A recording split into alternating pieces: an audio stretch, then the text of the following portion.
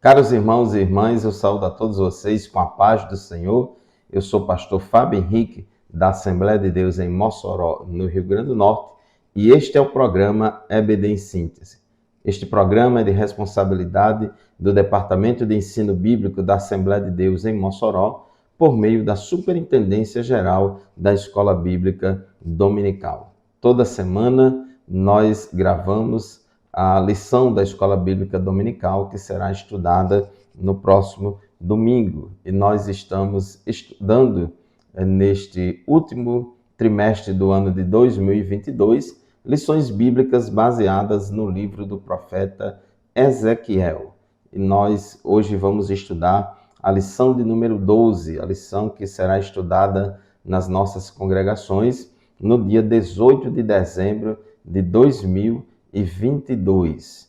O programa EBD em Síntese vai ao ar pela Rádio Libertadora FM 96.3, pela TV AD e também pelo YouTube, por todo o sistema de comunicação da Assembleia de Deus em Mossoró. A lição de hoje, a lição de número 12, tem como título Imersos no Espírito nos Últimos Dias. O texto áureo da nossa lição se encontra em João, no capítulo 7, versículo 38, que diz assim: Quem crê em mim, como diz a Escritura, rios de água viva correrão do seu ventre. E a verdade prática afirma o seguinte: o rio da vida, que representa o fluir do Espírito Santo, passa no meio do povo de Deus. A nossa lição de hoje ela está baseada no capítulo 47 do livro do profeta Ezequiel, versículos de 1 a 12. Então, capítulo 47, versículo de 1 a 12, é o texto bíblico base da nossa lição de hoje. Nós vamos, nos 3 tópicos da nossa lição. No primeiro tópico, expor o aspecto escatológico do capítulo 47 de Ezequiel.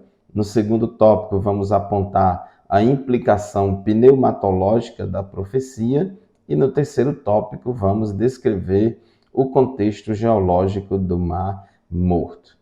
Muito obrigado pela sua audiência. Que Deus continue abençoando você e toda a sua família, como também a Escola Bíblica Dominical da sua congregação, onde você é professor ou aluno da nossa EBD.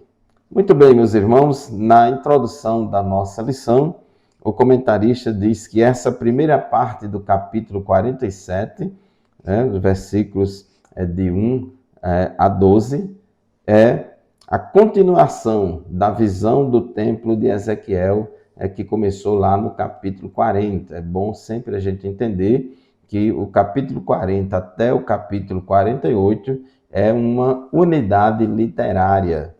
E nesse capítulo 47, esses 12 primeiros versículos podem ser subdivididos em 2 partes. Nos 6 primeiros versículos se concentra nas águas que fluem de debaixo do umbral do templo. E à medida que essas águas sanadoras vão fertilizando as áreas estéreis do Vale do Mar Morto, elas seguem aumentando o seu volume até se tornar um rio caudaloso. E a segunda parte, que está nos versículos 7 a 12 do capítulo 47 de Ezequiel, descreve o efeito milagroso dessas águas, trazendo vida ao Mar Morto e a toda a região do Arabá. Então, a lição de hoje, ela foca tanto no aspecto escatológico da visão, como também mostra a implicação pneumatológica da profecia e o contexto geológico do Mar Morto. Bom, em relação ao primeiro tópico da nossa lição, sobre o aspecto escatológico, é importante a gente entender, a Bíblia fala sobre vários rios, por exemplo, inclusive lá no capítulo 2, versículo 10, tem alguns versículos interessantes aqui na nossa leitura bíblica diária da nossa lição, porque logo lá no princípio, em Gênesis capítulo 2, versículo 10, a Bíblia diz que no Éden nascia um rio que irrigava o jardim e depois se dividia em 4. Já no último livro da Bíblia, em Apocalipse, capítulo 22, versículos 1 e 2, também fala de um rio. Diz a palavra, Apocalipse 22 e 1. Então o anjo me mostrou o rio da água da vida, que claro como cristal, fluía do trono de Deus e do Cordeiro, no meio da rua principal da cidade. De cada lado do rio estava a árvore da vida, que dá 12 colheitas, dando fruto todos os meses. As folhas da árvore servem para a cura das nações. Então nós observamos que lá no Éden, no início, no princípio, em Gênesis 2 e 10, tinha um rio, e aqui na Nova Jerusalém, no mundo vindouro, Apocalipse capítulo 22, versículos 1 e 2, fala do rio da água da vida, um rio que flui do trono de Deus e do Cordeiro. Então, aqui em Apocalipse, no mundo vindouro, esse rio é lá na Nova Jerusalém. Esse rio, ele flui, ele fluirá do trono de Deus e do Cordeiro lá na Nova Jerusalém. Porém, a Bíblia fala de um outro rio, também num contexto escatológico, que nem é o rio do Jardim do Éden, porque o Éden foi lá no princípio, e nem é o rio que flui do trono de Deus da Nova Jerusalém, lá de Apocalipse 22. A Bíblia fala de um rio que flui do templo de Deus, que é o templo que será construído no milênio. Então Joel, no capítulo 3, versículo 18, ele já fala desse rio, dizendo: naquele dia os montes gotejarão vinho novo, das colinas manará leite, todos os ribeiros de Judá terão água corrente. Uma fonte fluirá do templo do Senhor e regará o vale das acácias. Então Joel 3,18 já falava ali de uma fonte de águas que ia fluir do templo do Senhor e ia irrigar o vale das acácias. Nós também vemos que o profeta Ezequiel, no capítulo 36, versículo 35, ele diz: e estes dirão, esta terra que estava arrasada tornou-se como o jardim do Éden. As cidades que jaziam em ruínas, arrasadas e destruídas, agora estão fortificadas e habitadas. Então ele está falando da restauração de Israel.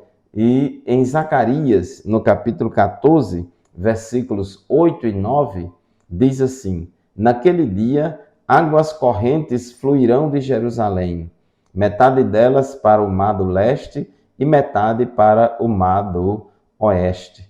Isto acontecerá tanto no verão quanto no inverno.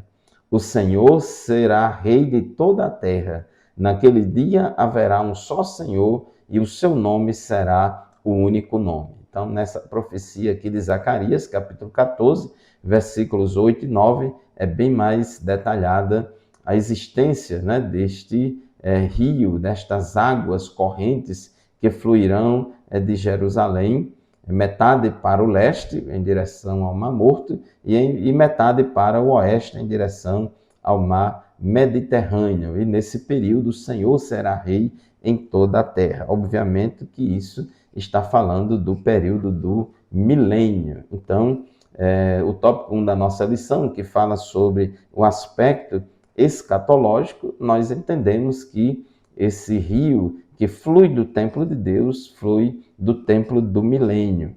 A visão nessa passagem de Ezequiel, capítulo 47, versículos de 1 a 12, ela é futurista e literal.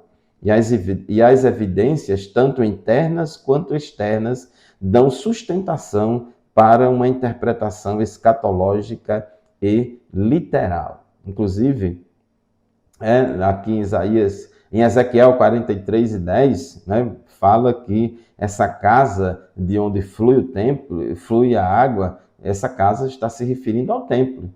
Em Ezequiel capítulo 43, versículo 10, na NVI, diz: filho do homem, descreva o templo para a nação de Israel, para que fiquem envergonhados dos seus pecados, que eles analisem o modelo.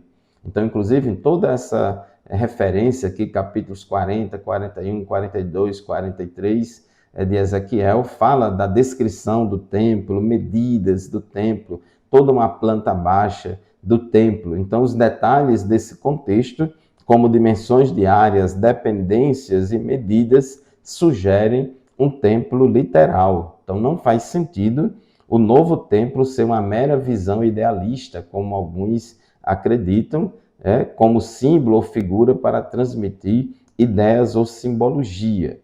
Então, esse templo é literal e ele vai acontecer no período do milênio.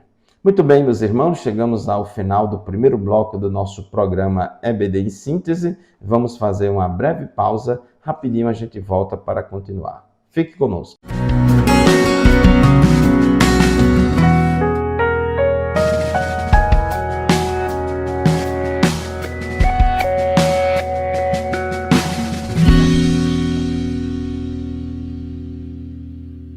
Muito bem, meus irmãos, estamos de volta para o segundo bloco do programa EBD em Síntese. Estamos estudando hoje a lição de número 12 do nosso trimestre, lição que tem como título Imersos no Espírito nos Últimos Dias. Então, nós estávamos falando no bloco anterior que esta visão do templo de Ezequiel é uma visão que se refere a um período escatológico, ao período do milênio. Então, é uma visão futurista e literal. No milênio vai ser erguido um templo com aquelas características descritas por Ezequiel, e nesse período vai sair uma fonte de águas, um rio que vai fluir do templo em direção ao Mar Morto e vai regar e vai produzir vida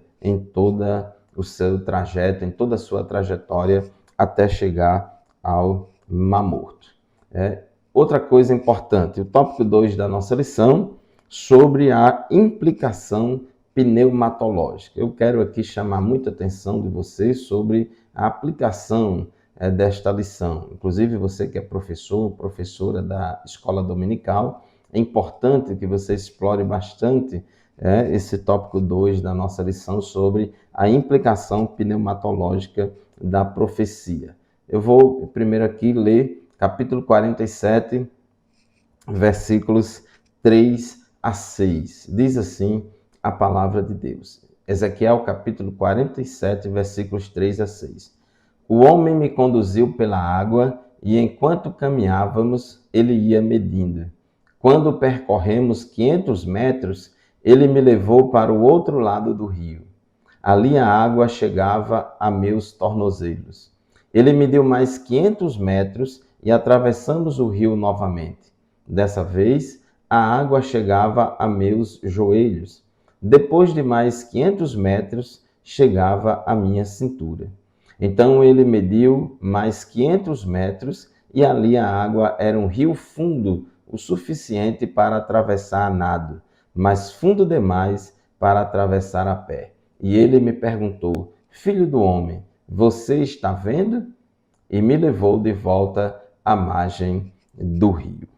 Qual o propósito disso? Pergunta o nosso comentarista.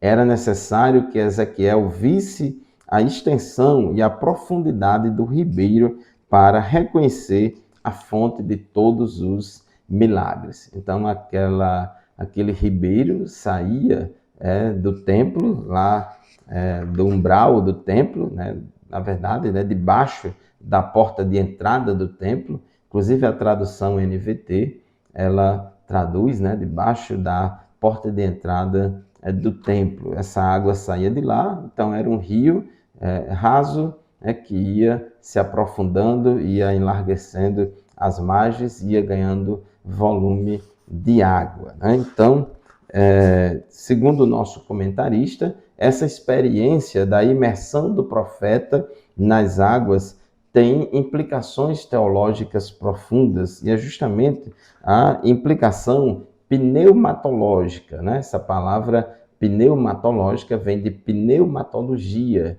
que é a parte da teologia que estuda a doutrina do Espírito Santo.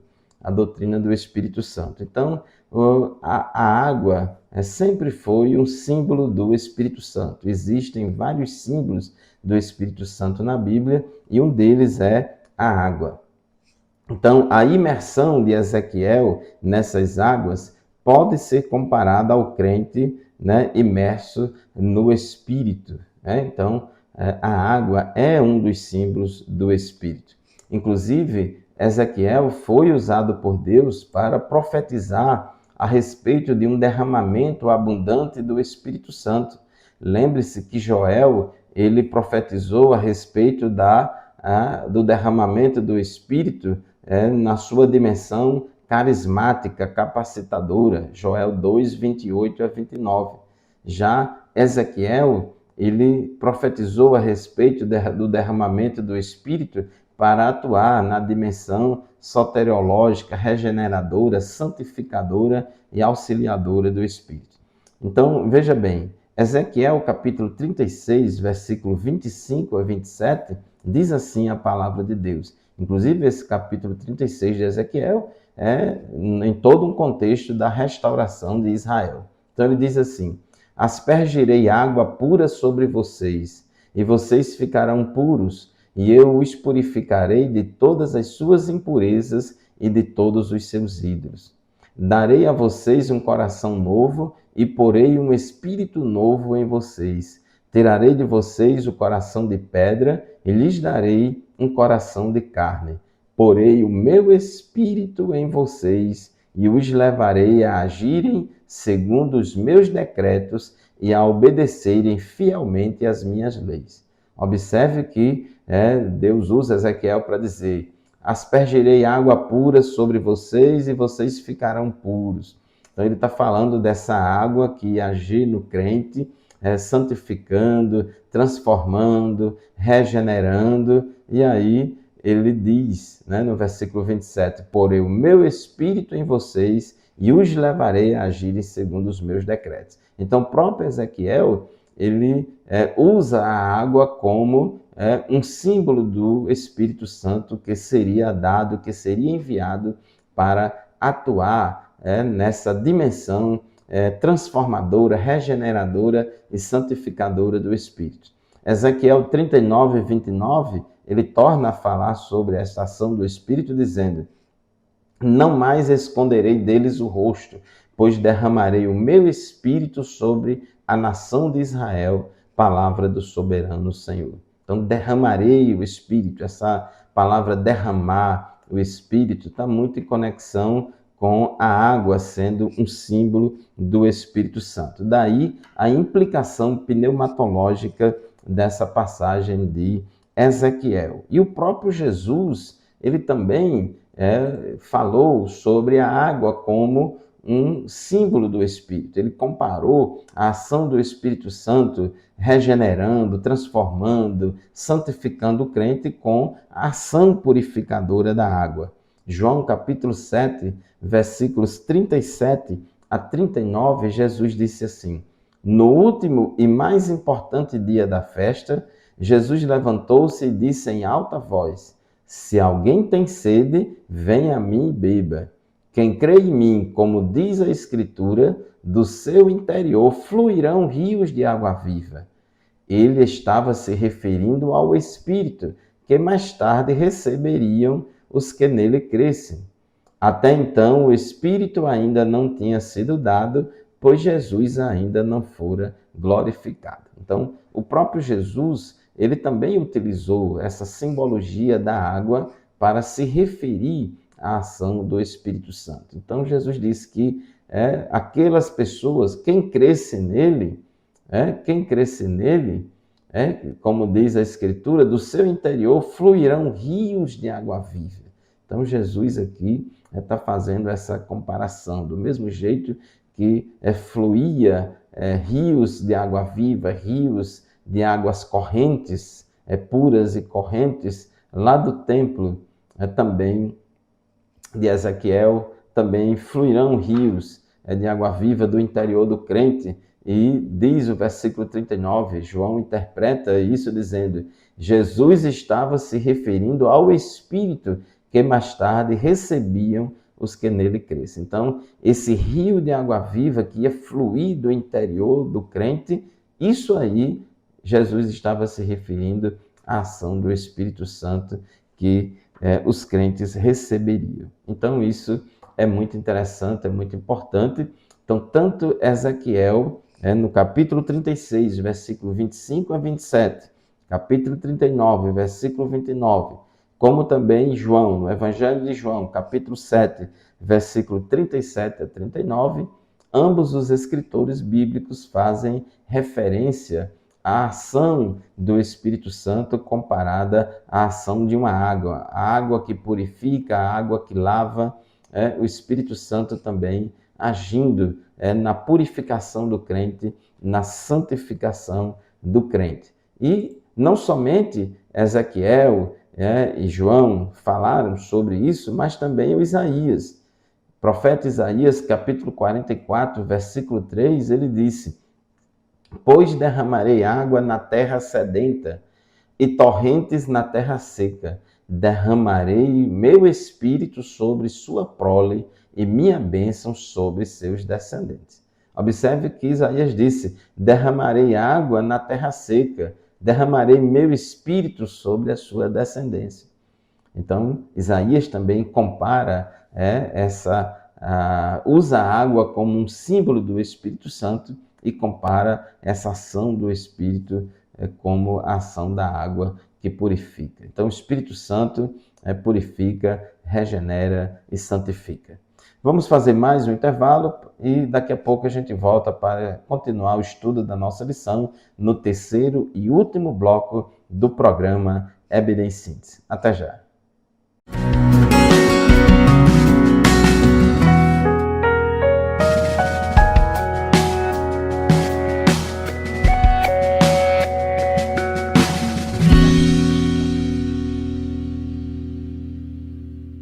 A paz do Senhor, meus irmãos, estamos de volta com o terceiro e último bloco do programa EBD em Síntese. O programa EBD em Síntese vai ao ar toda semana pela Rádio Libertadora FM 96.3, das 8 às 9 da manhã.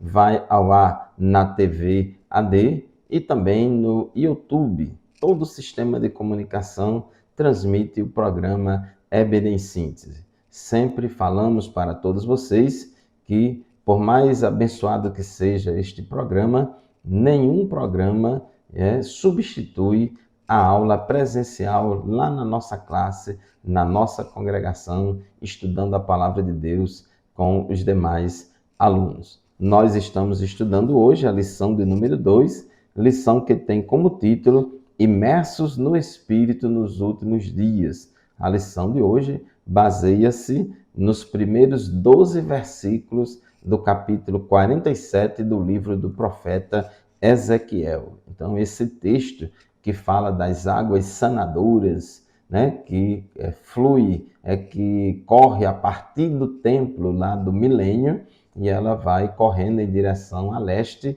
em direção ao Mar Morto, vai desaguar no Mar Morto, e essa água, por onde passa, ela vai levando vida, vai aumentando o seu volume, o rio vai aumentando o seu volume, vai aumentando a sua profundidade e vai levando vida, fertilizando a terra, as margens do seu percurso, e assim essa ação também é comparada, tem uma implicação pneumatológica. Essa ação é comparada à ação do Espírito Santo na vida do crente. O Espírito Santo, ele atua na igreja, ele atua na vida do crente, e a obra do Espírito Santo no Novo Testamento é uma obra multidimensional.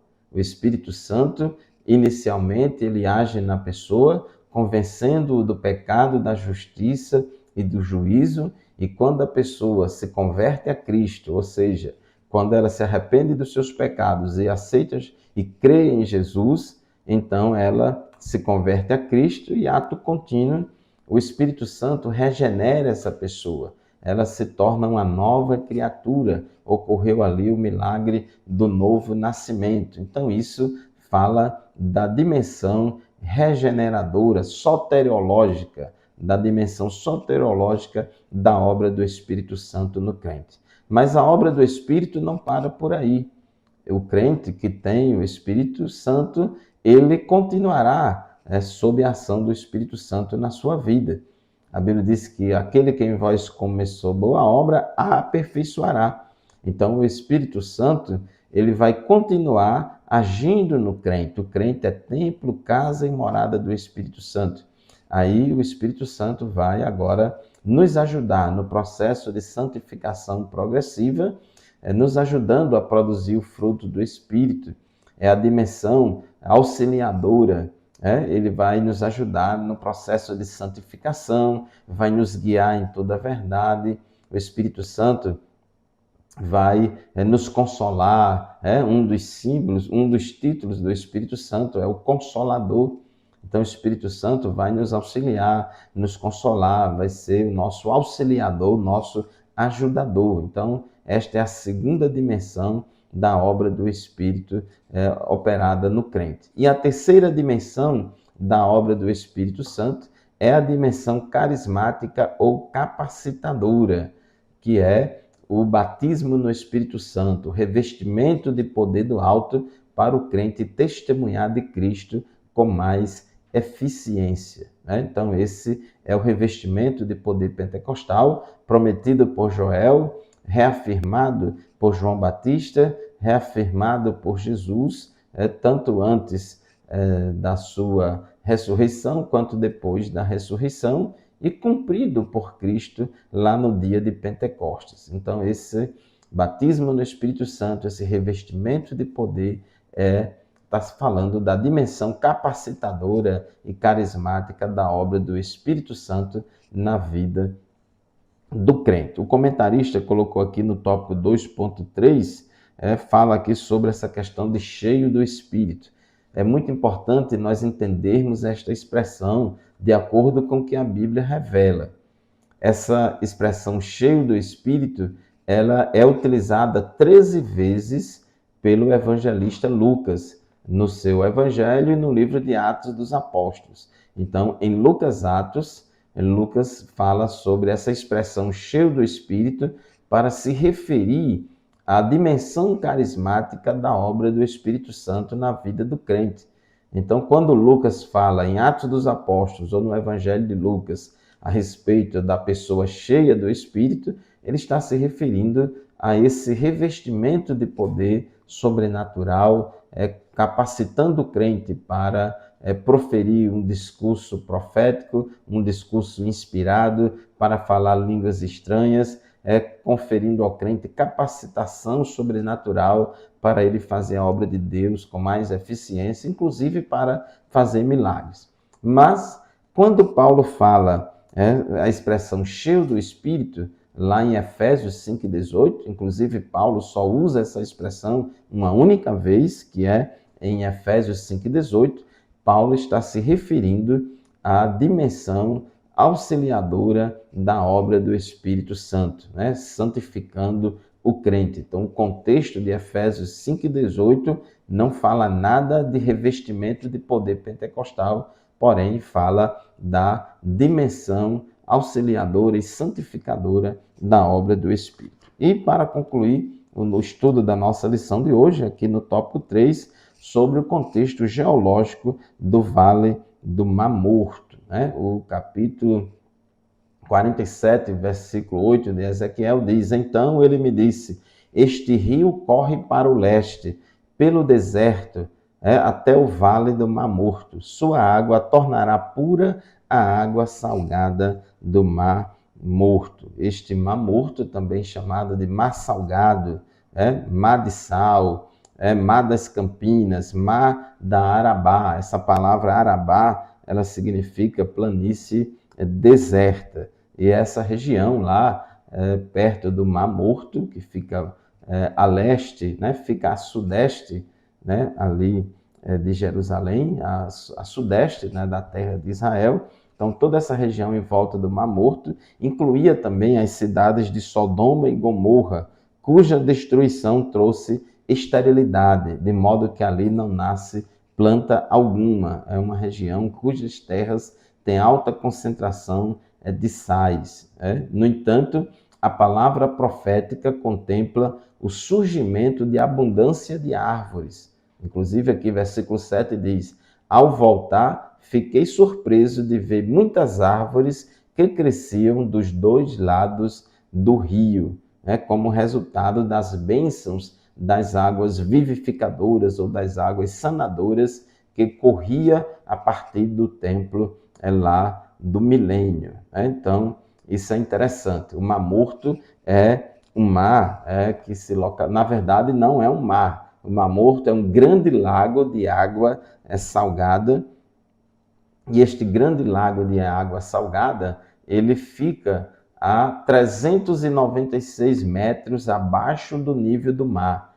É o local mais baixo da Terra, é a maior depressão da Terra, é lá no Mar Morto. O Rio Jordão, ele deságua no Mar Morto. O Rio Jordão, ele deságua nesse grande lago de água salgada. E tem tanto sal nesse lago que não nasce planta alguma, não nasce peixe algum, peixe algum consegue sobreviver ali, porque a salinidade é muito alta. Enquanto no mar normal tem 3% de sais, no Mar Morto aí tem 30%, tem uma quantidade muito grande de sais, 10 vezes mais sais no Mar Morto do que no Mar Mediterrâneo, por exemplo.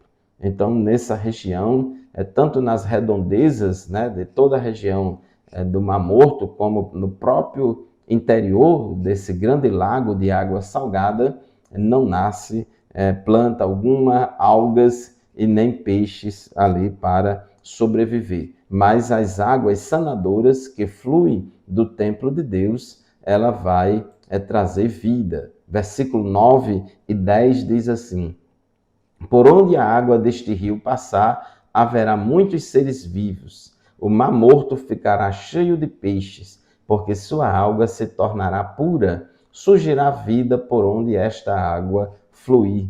Pescadores ficarão às margens do Mar Morto.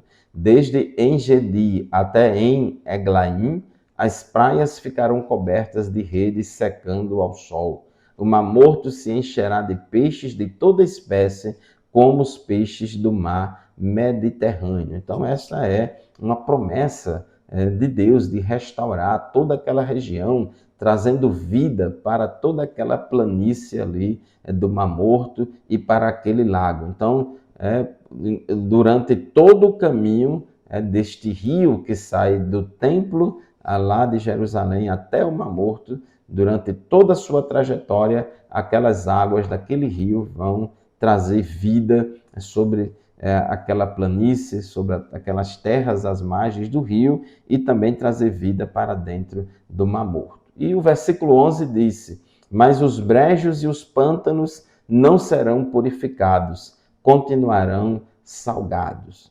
Há muitas controvérsias a respeito da interpretação desse versículo 11, porque que em alguns locais ainda vai continuar a água salgada, mas há quem afirme que esses charcos serão de grande utilidade para a economia por causa da abundância das riquezas minerais, até para o tempero, como o sal para os sacrifícios, mas não há unanimidade sobre nenhum desses pensamentos. O fato é que, mesmo não tendo vida, o Mar Morto tem uma riqueza de sais minerais importantes com várias utilizações no dia a dia do ser humano. Mas a profecia de Ezequiel, que acabamos de estudar, capítulo 47, versículos 1 a 12, é uma profecia que se refere ao tempo do milênio.